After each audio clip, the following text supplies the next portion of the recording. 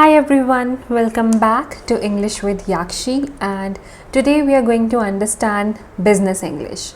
So if you are a working professional and you're looking to level up your language, level up your confidence, these are the phrases that you should know. So grab on your notebook and let's get started. So first of all, when it comes to business English, a common question arises that why is it so important? And that's what I get asked a lot when I'm taking a demo or it's the first class of a student, that why do I need it? Is it really that important? So in my opinion, yes, because when you know some phrases which will level up your communication at workplace, it helps you build clarity and transparency. Whether you're talking to any employee, whether you're talking to any team lead, manager, or even anyone outside of your organization, for example, a client or any other business that you're talking to.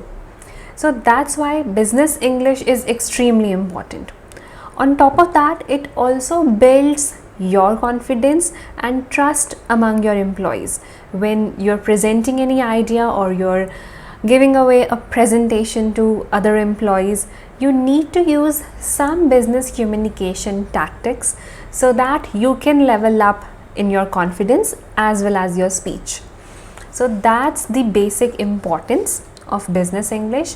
And now we are going to go through some of the common phrases that you should know. So I'll take you through these one by one.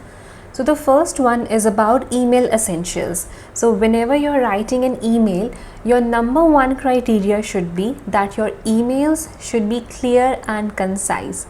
Do not build a story of 100 words upon how's it going, how was your weekend, although it's a good thing to ask the person if they're doing well, but do not give a long introduction because people don't have that much time. They just skim through your email and get to the point and then revert for the thing that you asked.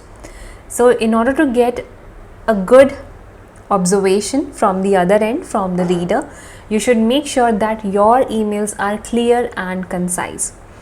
Now, some phrases that we can use in your emails is please find attached. So use this instead of here's. Instead of saying here's the file, here's the PPT, here's the deck, don't do that.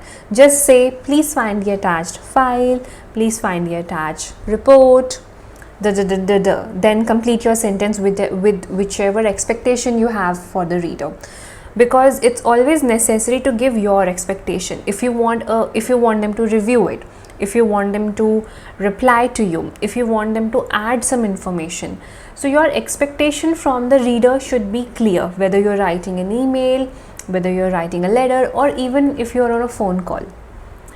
So for this one, we have an example here that please find attached the Q3 sales report. Pretty simple and to the point. No beating around the bush. Another one is to keep you in the loop. That's my favorite. So this is for updates.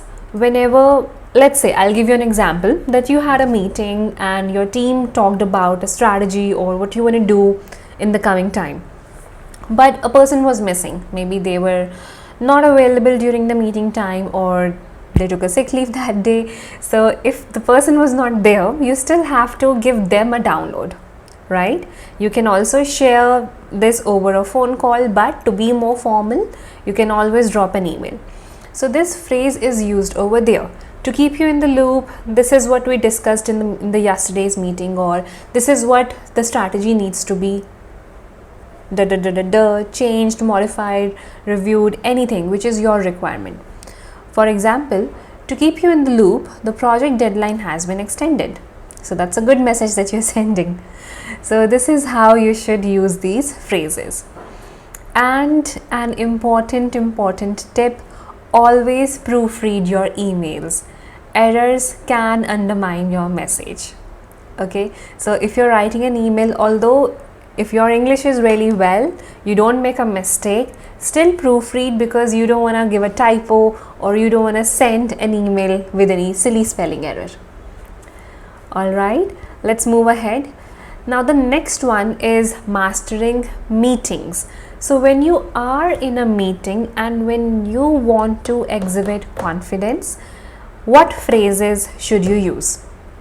So the first one is, let's table that. Okay, use this to defer a topic. If you don't want to discuss something, or if you feel that one of your team members is deviating from the talk and talking about any third, fourth thing outside of the box, and you want them to bring themselves back in the conversation, then you can use it. For example, let's table that discussion for the next meeting. So it's a really polite manner to say someone that let's reserve these thoughts for the next meeting or the next time when we talk to one another, but right now let's talk about the topic at hand. Then could you elaborate? This is again, it's pretty simple but it's effective. So to seek clarification, you can say, could you elaborate? So an example is, could you elaborate on the proposed marketing strategy? And you should never be ashamed of asking doubts. If you're working together, working with people, if you have any doubt, you should ask. If you did not understand something, ask. That's what I do in my classes. If a student does not ask any question, then I tell them, okay, if you don't have a question, I'm gonna ask you something, and then you have to tell me. So then I ask the student to, could you elaborate the character of Macbeth in this extract? So always ask questions whenever you have a doubt. Then what would be the best approach? So this is again a thoughtful question that you can put in a meeting. You can ask everyone that what would be the best approach. So this is ideally used to gain perspectives. So if you are leading the team and if you are the manager or you want your team's inputs, then you can ask that, guys, what would be the best approach to solve this problem? Oh, that's the example here as well. What would be the best approach to the budget problem? I did not read the example, it just came into my mind. Okay, and a tip is, use I agree with the name of the person who gave that idea instead of just saying me too, because it's not formal, it's just common, no vocabulary, it's plain and dull, and that's something that we don't do here. In this channel, we don't do it. If you want to do that, you might as well go see any other video, but here we relish vocabulary. Okay, so let's say that my good friend Kanika gave a great idea when it comes to SEO. So you can always say, I agree with Kanika, I think we should give this a try. And when you use someone's name, it grabs the attention of not only Kanika but other people in the room as well. Okay. Then presentation power. So this is extremely important because sometimes you're giving a presentation to your team members, sometimes you might be giving a presentation to your boss, or sometimes you might be giving presentation to a client, right? So in all three of the cases, it's extremely important that you go ahead with confidence and you explain your idea, you explain the service or product that you want to sell, or you explain how you want to shift things. Correct? So the first one is, the first phrase that we'll discuss, draw your attention. Okay, I would like to draw your attention to so and so, and then highlight the main point of your agenda. And this is something with which you can begin your presentation as well, right? That I would like to draw your attention to the growth in user engagement. If you did some good work, then why not use this phrase and then highlight the great work that you did, and then go ahead with your meeting. And then whichever problem or whichever thing you are selling, you can go on to that. So this is how you should structure your presentation. Always keep the major highlight in the very beginning. Then in a nutshell. Now this is used while you're concluding, while you're ending your presentation, or while you're summarizing the presentation for your team members, you can say in a nutshell. So it summarizes concisely. Example, in a nutshell, our goal is to increase market share by 15%. Okay, so let's say that you had a big meeting of half an hour, 40 minutes. I do call that a big meeting.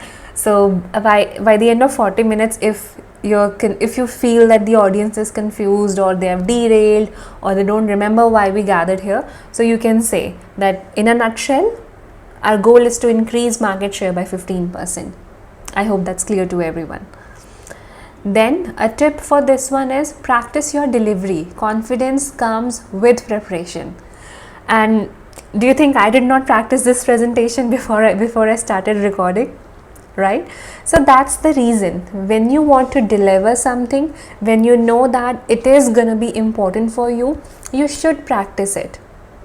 It will not only help you to go through the content at hand, go through the slides which you're gonna present, but it also helps you to build some small examples with which you can make your points even more meaningful. Okay, so do practice, especially when you know that you have a presentation tomorrow or day after. When it's scheduled, do practice your delivery. All right. Then office chit chat, that's again one of my favorite zones. Now when you're talking to people, even if it's in an office, you should use some happy phrases through which you can start a conversation, ask the other person how they're doing. And there are some phrases which you should definitely include in your conversations. So the first one is, how's your week? So it's an open-ended greeting, because if you say good afternoon, the other person says good afternoon, and then the conversation is dead. Then you just smile off and walk away. You do your work and they do their work. But if you say how's your work, you're bound to get some response from the other person, and that starts a conversation. The other person will say, oh, it's going a bit hectic, but I heard that we have a meeting tomorrow.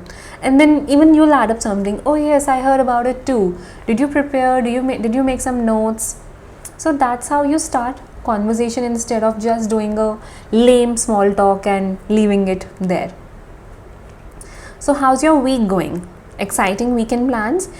If you're talking to your co-worker on a Friday, you can ask them that where do you see yourself Saturday, Sunday, how you're gonna spend it. Appreciate your input. So this one again is a good one, where you express gratitude to the other person when they share something with you, because when you're in an office, of course people are going to help you, whether it's your work or their work. We are bound to share some conversations which will help us.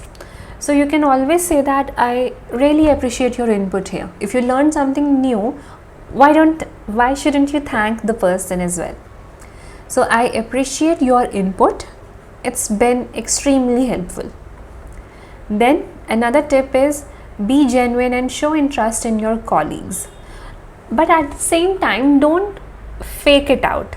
It shouldn't be fake. It should be genuine. It should be humble.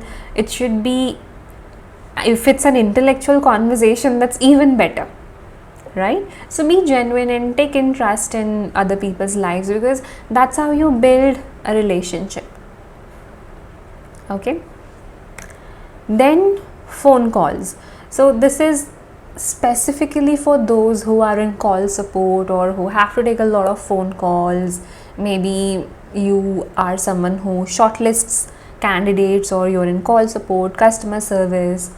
So a good phrase can be thank you for calling. So starting a call professionally. Thank you for calling. How may I assist you today? Okay, so that's a phrase which you can do if you are in a position where you get a lot of calls, because then you will remember this phrase. You won't forget it. Then let me get back to you. Now this is what I train the other instructors as well, because when you're in a class, the student can ask you any question. You might know the answer, you might not know the answer. And if you are unsure, never give a false answer, because the student is going to trust you, right? So if you don't know, if you're unsure about the answer, just say let me get back to you. Okay, I'll tell you an example. So recently what happened was there was an IELTS student of mine, and he asked that I heard the pen and paper exam is strictly going with a pen now. You can't use a pencil. So I heard a rumor about it that the organizations are planning to do it strictly with a pen and pencil is not going to be allowed, but I was not sure. I knew that it was going to be ruled out, but I didn't know when, what, and is it out, is it done, is it firm. So I just told my student that I did hear of it, but let me confirm it from one of the credible sources and then I'll give you a heads up, so that you can decide whether you want to go for a computer based or a pen and paper based. So if you're not sure about something, just say that I am going to search about it or research about it and let me get back to you. Okay. Then again, this is also something you can say, let me get back to you with the most up-to-date information. Now I understand when you are in a call support, you don't have much time. You have to talk to the person right there and then. So you can also say that let me get back to you in a quick moment with the most up-to-date information. You can put them on hold and ask your co-workers or go to the source that you trust and confirm it, and then you can resume your conversation. So never get nervous if you get a question about which you don't know the answer yet. You can always ask the person, let me get back to you in a moment. Okay. And a tip over here is speak clearly and maintain a polite tone. When you're making phone calls, do not take a rude tone. I know that because one of my friends used to work in call support and she used to get so angry because you're taking calls back to back, you're not getting a breather. But maintain a polite tone, because for the receiver at the other end, it might be their first phone call to your organization, right? Although that you have taken 100 calls. So speak clearly and maintain a polite tone. Take frequent breaks so that you don't burn out yourselves. Okay. Now this one, handling disagreements. So we use contradictory connectors whenever you have to handle disagreements. Now what are contradictory connectors? These are however, on the contrary, in contrast, conversely, on the other hand. Okay, so these are some connectors which you should always keep yourself handy, because telling someone no is not polite anymore in today's time. Correct? So you have to respect their point of view and then put in your point of view and give an explanation. I'll tell you how. For example, if one of your co-workers says that let's do this A/B testing, I think we should do that, but you think that it's going to be a waste of time, money and effort, so you can say, I see your point, however, I think it's better if we wait for it, if we wait a bit for it. So respectfully disagreeing is something that you should offer. And focus on the issue and not the person. Always talk about the issue. I see your point, however, a different approach might be more effective. Right? You should never make the other person feel as if your judgment is based upon the personal agenda. So always focus on the issue at the hand. Instead of using personal pronouns such as I, you, just talk about the issue. Example, let's explore alternatives to meet clients' needs. Okay, so you can link it and you can offer a solution as well. So step 1 is like respectfully disagree. Step 2, highlight the issue. And step 3, offer the solution. Okay, that what is it that you propose? If you don't like their idea, what do you have in mind? So you should always have something to say if you're disregarding someone, why and what else can be done. Okay, that's it. You made it till the end. I hope I did not bore you enough for today. So thanks a lot for staying, and if you're looking for business English classes or any grammar classes, spoken English classes, you can drop us your goals at the given email and we will create a customized plan for you. Okay, so thanks a lot and I'll see you guys next time.